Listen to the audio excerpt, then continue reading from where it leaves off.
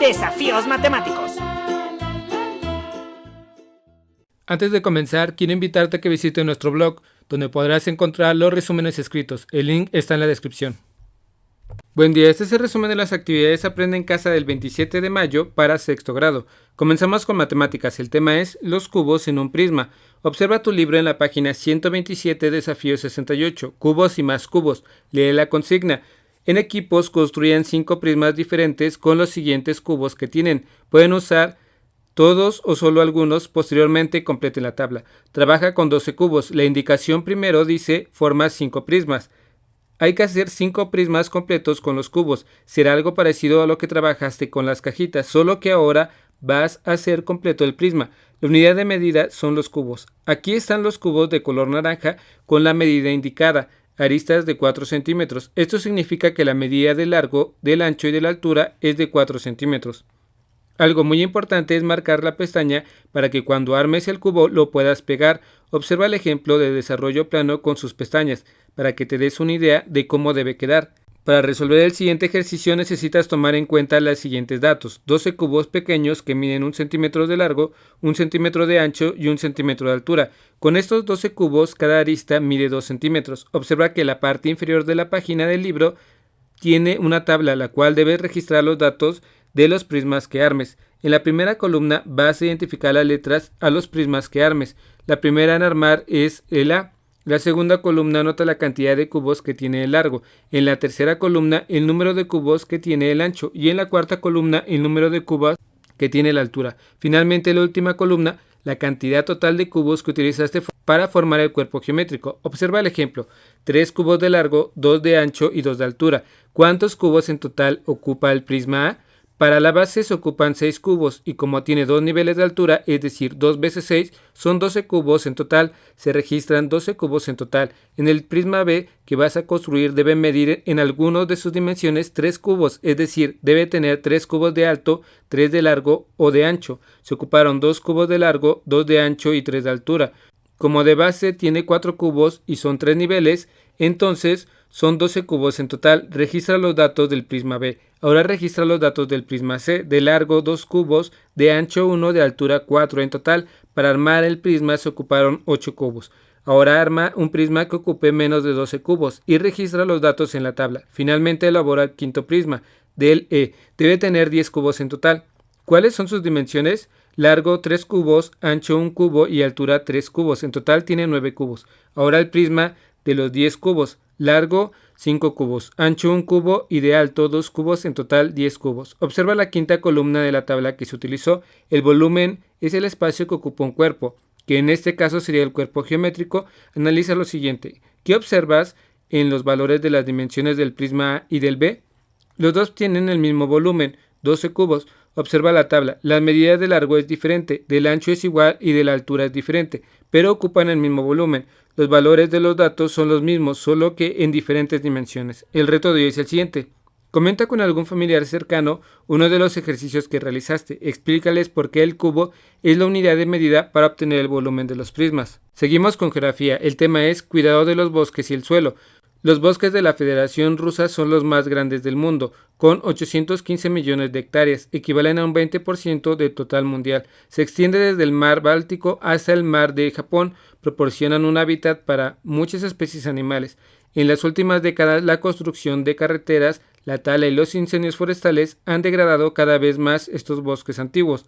El suelo es una parte muy importante para el equilibrio ambiental. El suelo es lo que comúnmente le llamamos tierra. Está compuesto por minerales, materia orgánica, agua y aire. Es muy relevante porque sin suelo no habría plantas como las de los bosques o la de los cultivos. En Brasil, en el Amazonas, en América del Sur, esta selva cuenta con 497 millones de hectáreas, que representan el 12% a nivel mundial. La Amazonía es considerada el pulmón del mundo porque absorbe millones de toneladas de dióxido de carbono presente en la atmósfera.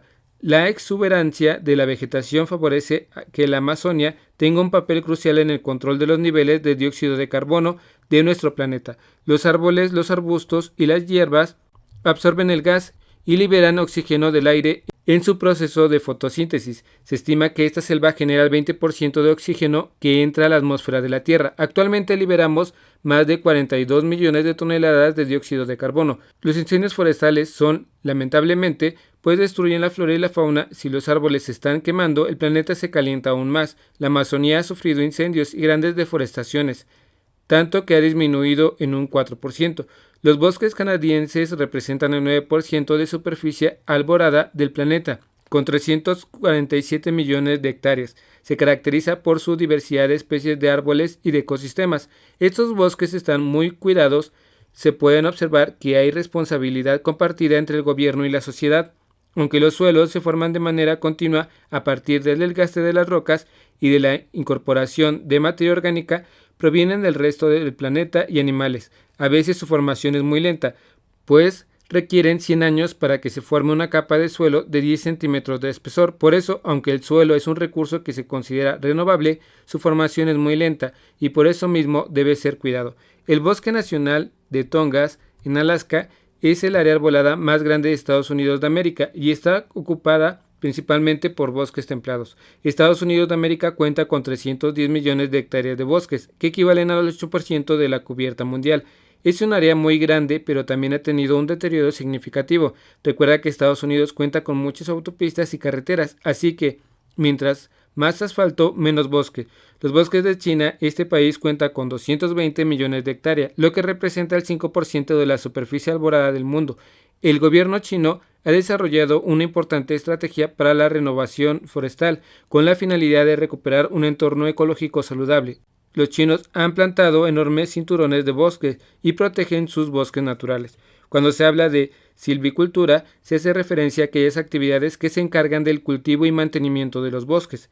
La desertificación es un proceso de degradación del suelo que se produce como consecuencia del daño causado por el ser humano mediante la deforestación, los incendios, la sobreexplotación del agua, así como la agricultura, la ganadería intensiva y no sostenible.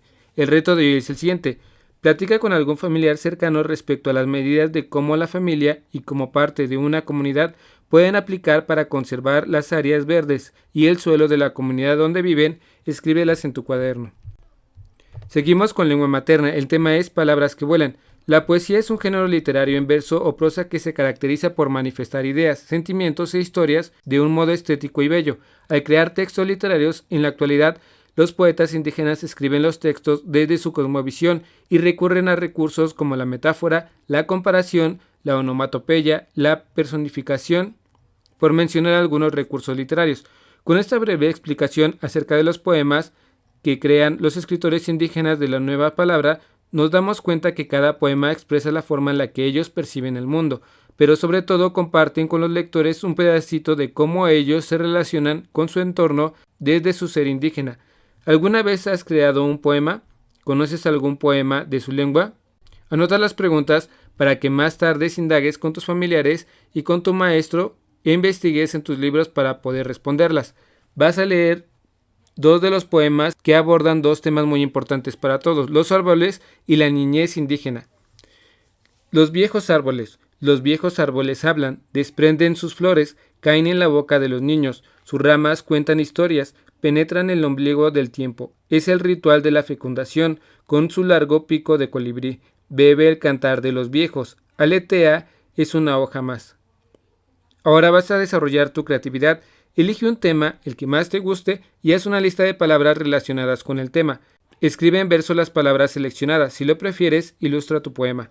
Ya que tengas listos tus poemas, puedes integrarlo junto con los ejemplos de las y los poetas que ya leíste en un registro de autores de lengua indígena que podrá ser parte de la biblioteca del aula. Recuerda que sí puedes hacerlo. Si tienes dudas, puedes preguntarle a tu maestra o maestro, pedirle orientación y apoyo para desarrollar el tema o para reforzarlo con la asignatura de español. Escribe un poema para compartir en la página 158 y 169. Recuerda valorar la sabiduría de los ancianos de la comunidad y también leer mucho para que tus creaciones literarias tengan gran calidad. Realízalo tanto en tu lengua materna como en español. El reto de hoy es el siguiente: escribe un poema siguiendo las recomendaciones que te dieron en el video. Puedes comentar con algún familiar y pedirle su opinión y, de ser necesario, enriquecerlo. Ya que lo tengas listo, ilústralo con un dibujo o recortes. Seguimos con ciencias. El tema es formación de imágenes en lentes.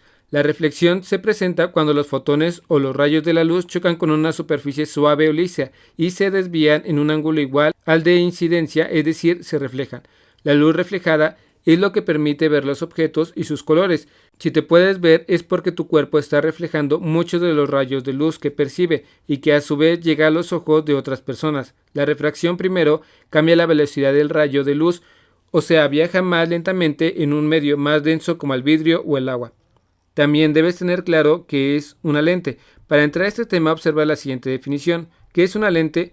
Una lente es una pieza de material transparente limitada de dos superficies de la que al menos una es curva.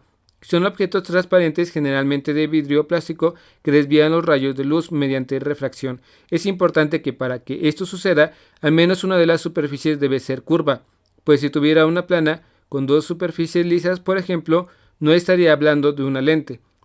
Las lentes convergentes o los lentes divergentes. En esta clasificación se considera como la curvatura de la superficie el de las lentes. Revisa primero las lentes convergentes o convexas. Si la curvatura de la lente es hacia afuera, entonces es convergente. Todas las lentes convergentes son más gruesas en su parte central, pero hay distintos tipos. El primero que acabas de ver es una lente biconvexa, en la que sus dos superficies están curvadas hacia afuera. Luego tiene las lentes planovexas, que tienen una cara plana. La lente menisco convexa o cóncava convexa, que tiene una cara convexa y la otra cóncava. Y un ejemplo típico de lente convergente sería el de una lupa. Ahora revisa tu libro en la página 120. La información expresa lo siguiente: dos tipos de lentes convergentes y divergentes. Las lupas e incluso una canica son lentes convergentes. Su centro es más grueso que los bordos y al observar los objetos a través de ellas, las imágenes se van más grandes que los objetos reales. Se les llama convergentes porque los rayos de luz que las atraviesan desvían su trayectoria y luego convergen en un punto. A este punto se le llama foco. En el libro de ciencias tiene un párrafo breve que dice lo siguiente: las lentes divergentes tienen los dos bordes más gruesos que el centro. Los rayos de luz que las atraviesan desvían su trayectoria y se separan. Por esa razón, al observar a través de ellas, se ven más pequeñas las imágenes de los objetos. En la siguiente imagen puedes observar de forma comparativa lo que sucede con cada lente. Los lentes convergentes hacen que los rayos de luz se unan y sus lentes divergentes hacen que se separan. Una lente convexa puede formar imágenes tanto reales como virtuales, dependiendo de la distancia a la que se mantenga el objeto a la lente. Los lentes convergentes se usan ampliamente en anteojos para corregir ciertos problemas de visión, en microscopios, en telescopios, en cámara fotográfica. El reto de hoy es el siguiente: observa qué sucede con la formación de una imagen en una lente divergente, cuando el objeto está más lejos del foco y cuando está entre el foco y la lente. Inténtalo, dibuja dos casos en tu cuaderno y comenta tu resultado con algún familiar cercano. Espero que este video te ayude un poco. Si conoces a alguien que le pueda ayudar a este video, comparte. Dale like y suscríbete. Saludos.